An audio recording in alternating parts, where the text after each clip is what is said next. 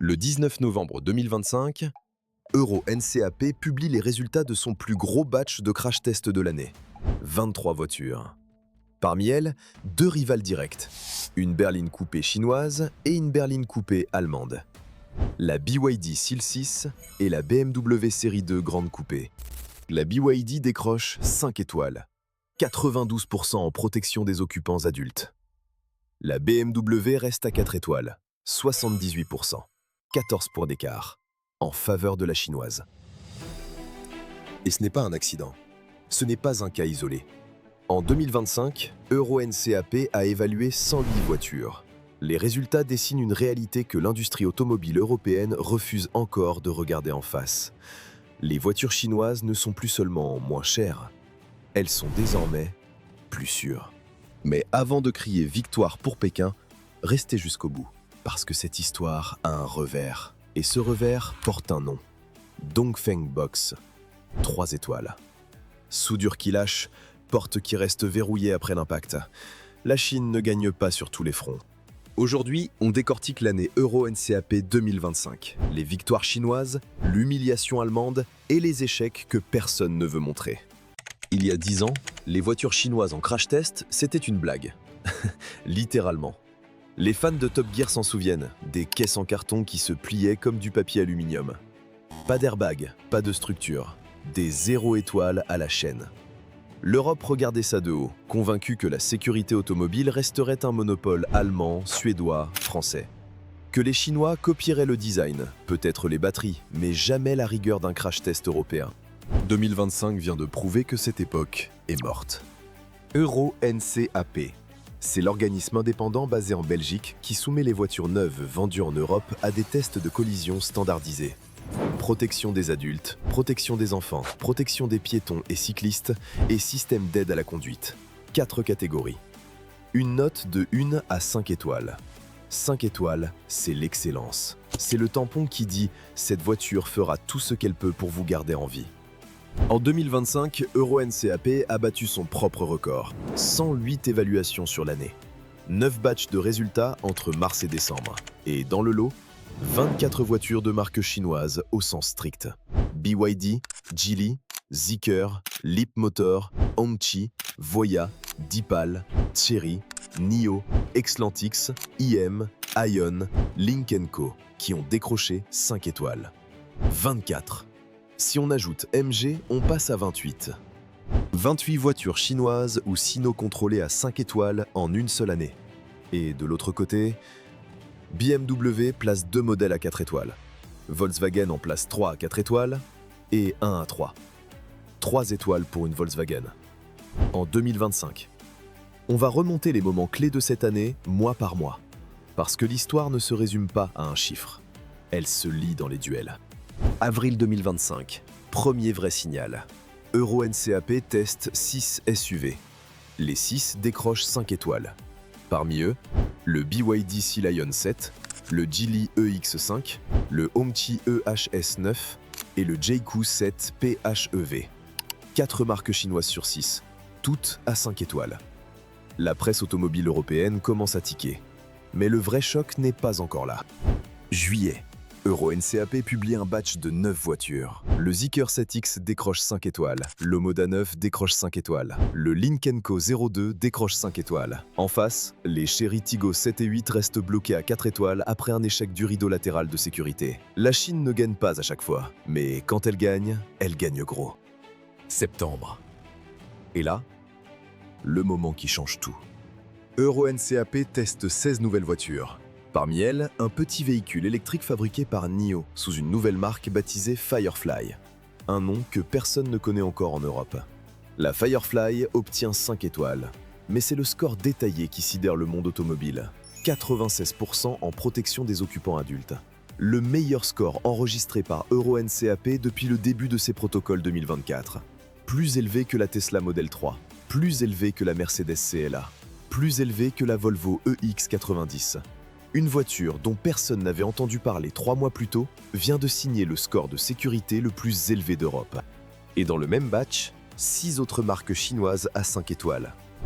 Ion V, Xlantix ESIMIM 6, Lynk & Co 08, BYD Dolphin Surf 6/16. Pendant ce temps, dans le même batch, la BMW série 1, 4 étoiles.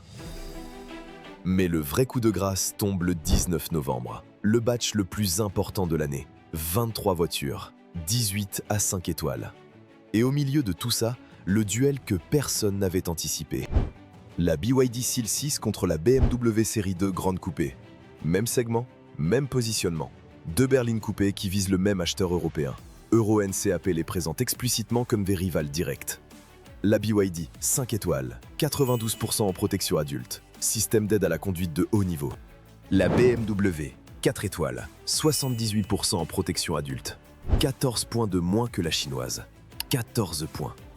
Sur le critère le plus fondamental d'un crash test, est-ce que cette voiture protège votre vie en cas d'accident? La marque qui a inventé le plaisir de conduire vient de se faire battre par un constructeur de batterie reconverti en constructeur automobile il y a moins de 20 ans. Et ce n'est pas tout. Dans le même batch, la Leapmotor B10, une marque chinoise née en 2015 à Hangzhou, signe 93% en protection adulte et 93% en protection enfant. C'est la voiture la plus sûre du batch, devant la Mercedes CLE, devant la Volvo EX90. Aussi dans le même batch, le Volkswagen Multivan, 4 étoiles, 77% en protection adulte. Le Volkswagen Caddy, 4 étoiles, 72%. Des utilitaires familiaux Volkswagen, moins sûrs qu'un SUV Leapmotor dont personne ne connaissait le nom il y a 18 mois. À ce stade de la vidéo, vous pourriez croire que les voitures chinoises ont tout gagné, que le match est plié, que l'Allemagne peut ranger ses crash tests et rentrer chez elle. Non. Parce que la Chine a aussi eu ses moments de honte en 2025. Et ils sont importants, parce qu'ils montrent que cette industrie n'est pas un bloc monolithique.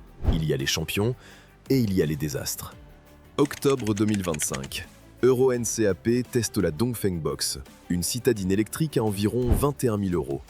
Design séduisant, écran central de 12,8 pouces, siège chauffant et ventilé de série. Sur le papier, un rapport prix-équipement imbattable. 3 étoiles, 69% en protection adulte. Ce qui s'est passé dans le labo est édifiant. Au moment de l'impact frontal, plusieurs points de soudure du montant A ont cédé. La caisse a été jugée structurellement instable par les ingénieurs d'Euro NCAP. L'airbag conducteur manquait de pression. La tête du mannequin a percuté le volant. Et le détail le plus glaçant, après le crash, les portes sont restées verrouillées. Le système de déverrouillage automatique post-impact n'a pas fonctionné. En situation réelle, les secours n'auraient pas pu ouvrir les portes normalement. 21 000 € d'équipement, 3 étoiles de sécurité, et ce n'est pas le seul cas. En septembre, la MG3 obtient 4 étoiles après un incident qu'Euro NCAP qualifie de rarissime, voire sans précédent depuis 1997. Le mécanisme de verrouillage du siège conducteur s'est brisé pendant l'impact frontal décalé, provoquant une torsion complète du siège. MG a dû émettre un rappel et modifier le composant. En avril, la Hongqi EHS9, 5 étoiles, oui, mais avec une déchirure détectée sur l'airbag conducteur après le test. En juillet, les Chery Tiggo 7 et 8 voient leur rideau latéral se détacher du rail de toit, 2 fois de suite. Chery a dû reconcevoir le mécanisme pour remonter à 5 étoiles en octobre. Vous voyez le tableau. La réalité de 2025, ce n'est pas « la Chine gagne tout », c'est les meilleurs constructeurs chinois sont désormais au niveau ou au-dessus des meilleurs mondiaux en sécurité passive. Mais les autres sont encore capables de produire des voitures dont les soudures lâchent au premier choc. L'écart de qualité à l'intérieur même de l'industrie chinoise est vertigineux. Et justement, là où ça devient encore plus intéressant, c'est quand on regarde ce qui arrive en 2026. Euro NCAP vient de mettre en place son protocole le plus sévère de l'histoire. Et il contient une mesure qui va frapper très fort, et pas seulement les Européens. Pour obtenir 5 étoiles à partir de 2026, les fonctions vitales d'une voiture, clignotant, essuie-glace, klaxon, appel d'urgence, feu de détresse, doivent impérativement être contrôlées par des boutons ou des leviers physiques. Pas par un écran tactile, pas par un menu. Des boutons physiques. C'est un coup direct contre les habitacles tout écran. Ce que Tesla a popularisé. Ce que BYD, NIO, Zeekr, Xpeng et pratiquement toute l'industrie chinoise a massivement adopté. L'écran rotatif de 15 pouces du BYD Seal, les tableaux de bord minimalistes de NIO, les intérieurs épurés de Zeekr. Tout ça devra intégrer des commandes physiques dédiées pour les fonctions de sécurité, sous peine de perdre des points critiques. Euro NCAP va aussi tester l'adaptation intelligente de la vitesse en conditions réelles sur route ouverte, sur circuit, et introduire des scores stricts sur la détection de somnolence et d'ébriété par caméra intérieure. Le message est limpide. Euro NCAP dit aux constructeurs chinois « Vous avez prouvé que vos voitures résistent au choc. Maintenant, prouvez que vos voitures empêchent le conducteur de provoquer le choc. » La sécurité passive est acquise. La bataille de 2026, c'est la sécurité active, l'intelligence du véhicule. Et là, le match est loin d'être gagné. Récapitulons. En 2025, Euro NCAP a évalué 108 voitures. 24 marques chinoises au sens strict ont décroché 5 étoiles, 28 si on inclut MG. La NIO Firefly a signé le meilleur score de protection adulte depuis les protocoles 2024, 96%. La BYD Seal 6 a battu la BMW série 2 Grande Coupé dans le même batch, même segment, même positionnement. 5 étoiles contre 4. Pendant ce temps, BMW a placé 2 modèles à 4 étoiles. Volkswagen en a placé 3 à 4 étoiles et le T-Cross, à 3 étoiles. 3 étoiles pour une Volkswagen, l'année où 24 Chinoises décrochent le maximum. Mais la Dongfeng Box, 3 étoiles, soudure qui cède, porte bloquée, rappelle que le Made in China en sécurité n'est pas une garantie. C'est une loterie. Les meilleurs sont au sommet, les pires sont au fond. Et l'écart entre les deux est plus large que dans n'importe quelle autre industrie automobile au monde. La vraie question de 2026 n'est plus « est-ce que les voitures chinoises sont sûres ?» La réponse est oui, pour les meilleures d'entre elles. La vraie question est « est-ce que l'Europe peut encore rattraper son retard sur la sécurité passive avant que la Chine ne prenne aussi l'avance sur la sécurité active ?» Dites-le en commentaire. Et si vous connaissez quelqu'un qui pense encore que les voitures chinoises sont des cercueils roulants, envoyez-lui cette vidéo.